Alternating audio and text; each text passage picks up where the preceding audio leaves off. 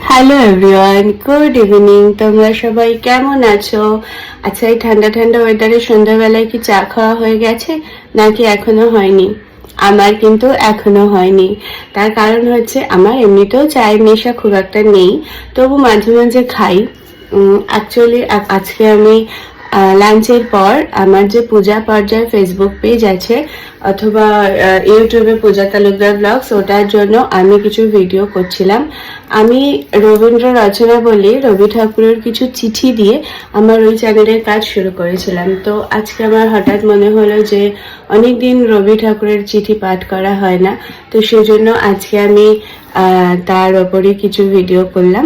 আজকে আমি পত্রাবলীর 42 নম্বর চিঠিটা পাঠ করেছি। তোমাদের যদি মনে হয় একবার শুনতে পারো। আমার মনে হলো তোমাদের সাথে একটু কথা বলে নিই, তাই একটা ছোট্ট ভিডিও বানিয়ে নিলাম। তোমরা খুব ভালো থেকো, সাবধানে থেকো, আর হ্যাঁ, আমাকে একটু বেশি বেশি করে ফলো করে দিও। আর সংস্কৃতি মনস্ক থেকো। ভালো সংস্কৃতি আমাদের সবসময় ভালো পথে চালিত করে। খুব ভালো থেকো। পরের ভিডিওতে আবার দেখা হবে। টাটা।